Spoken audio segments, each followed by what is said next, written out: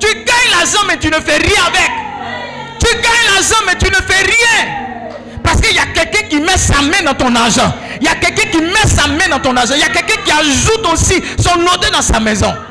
Et tu ne sais pas, le mois est fini. Tu as eu beaucoup d'argent mais tu t'assois, tu fais les points, tu dis l'argent est rentré où? Frères et sœurs, il y a celui qu'on appelle le dévoreur. Il dit je menacerai celui qui dévore. Ça existe, le dévoreur ça existe. Le dévoreur ça existe. Ce matin le Seigneur m'a oint pour parler sur les dévoreurs de vos vies. Tous ceux qui prennent votre argent, tous ceux qui prennent vos opportunités, celui qui a déclaré que tu ne vas pas dépasser une certaine limite, il va tomber. Je dis, celui qui a dit aussi longtemps qu'il vit, tu ne vas pas être propriétaire de maison, tu ne vas pas voyager en avion, tu ne vas pas habiter de belles maisons. Celui qui a déclaré ça, je dis, il va tomber. Je dis, il va tomber.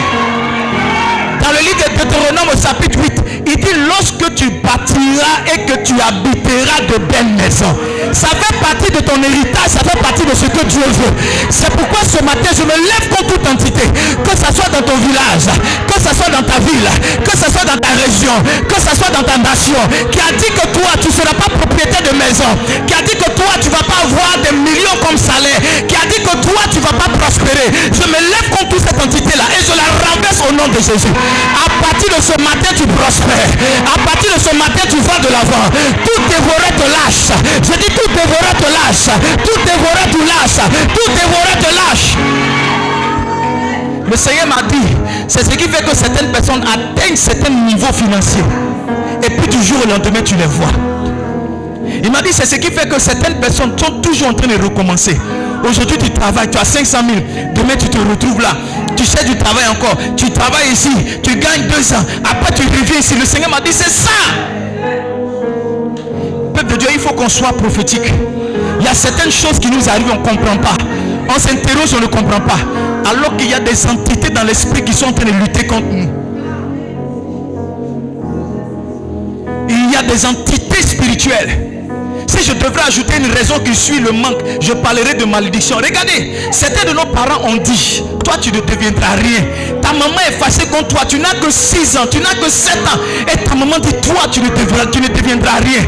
Et Dieu te fait grâce, tu évolues. Tu as tous les diplômes. Mais sauf qu'avec tes diplômes, tu ne deviens rien. Il y a une parole qui a été fixée par une autorité qui te limite quand tu dois aller quelque part. On interroge les paroles qui sont sur ta vie et on sort le dossier. On dit ta maman a dit dans telle période, ton papa a dit dans telle période. Et il y a des malédictions qui sont sur nous. Il y a certaines personnes qui ont libéré des paroles pour nous limiter. C'est ça qui nous limite dans la vie. C'est ça qui nous rend pauvres. C'est ça qui nous limite. Nos parents ne savaient pas. Pour eux, c'était la manière de manifester leur colère. Pour eux, c'était la manière de nous dire qu'ils n'étaient pas contents. C'est ce qu'eux-mêmes, ils ont appris. Ils ont entendu leurs parents maudits, mais ils ne savaient pas que ça peut limiter la vie de quelqu'un.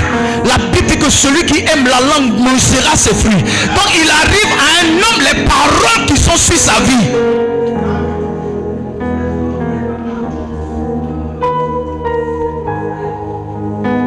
Une femme a dit à sa maman, à sa fille, elle a dit à sa fille, tu me fatigues. Quand tu vas accoucher, tu vas comprendre. Et elle devait accoucher, elle était enceinte, elle devait accoucher. Les complications sur les complications. Pendant que son frère qui est pasteur, on bénit Dieu pour les pasteurs qu'il nous a donnés. Pendant que son frère qui est pasteur était en pleine conférence, le Saint-Esprit lui a dit, sors de la conférence, va prier pour ta soeur. Il a appelé son beau-frère. Il dit, qu'est-ce qui se passe? Le Saint-Esprit vient de me dire que ma soeur est enceinte et qu'il y a une complication sur sa grossesse. Il dit, oui, depuis on cherche la solution, on ne trouve pas. Le Saint-Esprit lui a dit, ta maman a dit une parole. Et c'est cette parole-là qui affecte ta soeur maintenant. Appelle ta maman et dis-lui pardon, qu'elle déclare une autre parole. Le pasteur a pris son téléphone, il a dit, maman, je ne sais pas où tu es, mais s'il y a une église pas loin de toi, rentre là-bas et dis quelque chose sur la vie de ta fille. Sa maman lui a dit, mais qu'est-ce que j'ai fait? Qu'est-ce que j'ai fait? Tu vois, nos parents n'ont pas conscience que les paroles qui libèrent, toi, je ne vais pas vous faire ton argent, toi, tu ne deviendras rien, toi, tu vas accompagner tes amis. Ils ne savent pas que ça, là, on est en train de vivre les répercussions aujourd'hui. La dame est rentrée, elle a changé la parole sur la vie de sa fille. Quelques minutes après, celle qui avait un accouchement difficile, les choses ont été allégées. Frères et sœurs, il y a beaucoup de difficultés qui viennent parce qu'il y a des paroles méchantes que les gens ont prononcées sur nos vies. Beaucoup de difficultés financières arrivent parce qu'il y a des paroles limitantes que les gens ont prononcées sur nos vies. La Bible dit en Genèse chapitre 26, le verset 12. Donne-moi le verset 12. Isaac sema cette année-là et recueillit le centuple. La fin du verset dit car l'Éternel le bénit. Car l'Éternel le bénit. Genèse chapitre 26, verset 12. Il dit car l'Éternel le bénit. Ça veut dire que ce que Isaac est devenu, c'est à cause de la parole qui était sur sa vie. C'est pourquoi si j'ai un conseil à vous demander, c'est de rechercher les bénédictions. Parce qu'il y a trop de paroles méchantes qu'on a prononcées sur nos vies. Maintenant, tu dois commencer à accumuler les bonnes paroles. Chercher. Tu apprends qu'un homme de Dieu vient ici, c'est pas ton pasteur. Fais une offrande de 1000 francs, fais une offrande de 2000 qui disent quelque chose sur ta vie. Il dit car l'Éternel le bénit. Nos parents, oh toi Edmond, tu ne seras rien. Oh toi, tu vas toujours accompagner tes camarades. Toi, j'ai pas besoin de ton argent. Tu vas rien me donner. Qu'est-ce que tu vas avoir même? Nos parents ne savaient pas. Mais les gars, la vérité c'est que ces choses-là nous suivent.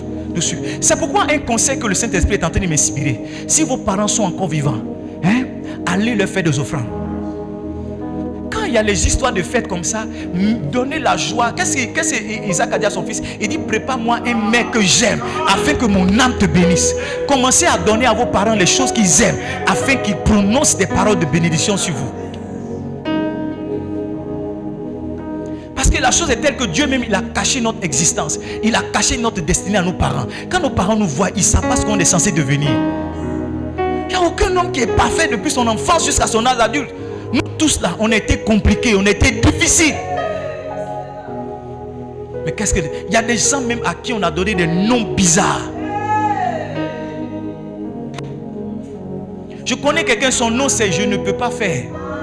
Une dame est venue me voir au bureau, elle dit pasteur, mon nom ça veut dire ceux qui sont derniers. Elle dit mon nom ça veut dire ceux qui sont derniers. Mais qu'est-ce que tu vas devenir sur ton nom même? Chaque fois qu'on t'appelle ceux qui sont derniers, ceux qui sont derniers, ceux qui sont derniers, ceux qui sont derniers. Les gars, j'ai entendu cette parole là. C'est pourquoi j'ai changé le nom de mes enfants. Changer le nom de mes enfants. J'étais chez une de mes tantes la semaine dernière. Elle m'a demandé si parmi mes enfants il y a un qui est son homonyme. J'ai dit maman, je suis désolé, il n'y a pas. Il n'y a pas. Il n'y a pas homonyme de quelqu'un. Quelqu'un, je ne connais pas sa vie, je prends son nom pour donner à mon enfant. Pourquoi? Il n'y a pas homonyme. Quelle est parole? Qu'est-ce qu'on a dit sur ta vie? Qu'est-ce qu'on a dit sur ta vie? Qu'est-ce qu'on a dit sur ta vie? Est-ce que tu te rappelles des paroles qu'on a dit sur ta vie? Tu vois, pendant que je suis en train de parler, le Saint-Esprit est en train de rappeler à certaines personnes des paroles. Des paroles, des paroles, des paroles. Je change cela ce matin au nom de Jésus. Ce matin, je me tiens dans l'office d'un prophète. Et je change toutes les paroles. Je déclare que tu es béni. Je déclare qu'à partir de ce matin, Dieu commence à faire concourir les choses pour ton bien. Yes. Toute limite qui a été placée sur ta vie est levée ce matin. Tout obstacle qui avait défini ta destinée est levé ce matin. Toute limite qui avait dit que tu n'arriveras pas quelque part est levée ce matin. Est levée ce matin au nom de Jésus-Christ. On a dit que dans ta famille tu ne te marieras pas. Je déclare que tu te marieras. On a dit dans ta famille que personne n'obtiendra un terrain, un bien immobilier, une maison. Je déclare que ces choses-là sont pour toi au nom de Jésus. Je déclare que tu es béni au village. Je déclare que tu es béni en ville. Je déclare que tu es béni à l'étranger.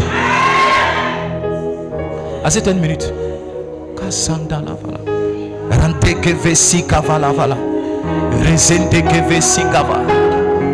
Regardez, dans l'histoire de 2 Samuel chapitre 3, le verset 29. Donc 5e cause de pauvreté, la malédiction. 2 Samuel chapitre 3, verset 29. Il dit que ce sang retombe sur Joab. Et que toute la maison de son père, et sur toute la maison de son père. Il dit qu'il y a toujours quelqu'un dans la maison de Joab qui soit atteint d'un flux ou de la lèpre et qui s'appuie sur un bâton ou qui tombe par l'épée. Et puis regarde, il dit ou qui manque de faim. C'est cette malédiction qu'on a donné à quelqu'un. Il dit qu'il y a toujours quelqu'un dans la maison qui manque de pain. De pain. Qu'il y a toujours quelqu'un dans la maison qui manque de pain. Les gars, Il y a certaines choses là, observez dans la vie de vos parents, observez dans la vie de vos grands-parents. Quand vous voyez que certaines choses se sont répétées sur 2 ou 3 générations, vous devez prendre la décision de changer cela. Il y a des familles, quel que soit ce qu'on devient en ville, on finit au village. Il y a des familles, quel que soit ce qu'on obtient dans la vie, on finit dans la dette. Quand tu as regardé ces choses-là se répéter, ton papa, le papa de ton papa, tu dis non, il y a quelque chose avec lequel je dois traiter. Il y a quelque chose avec lequel je dois traiter. Il y a quelque chose avec lequel je dois traiter. Comment on peut maudire quelqu'un que tu manques de paix? Et c'est arrivé. C'est arrivé. Dans la Bible, dans 1 Samuel chapitre 2, dans les malédictions qu'ils ont prononcées sur la maison d'Élie, on a dit que parmi vous, un de tes descendants sera toujours à côté du sacerdoce et il va mendier pour manger. Et la Bible dit, parmi les descendants d'Élie, il y avait un qui mendiait. Il mendiait. Il était à côté du sacerdoce, il était à côté mais il demandait pour manger.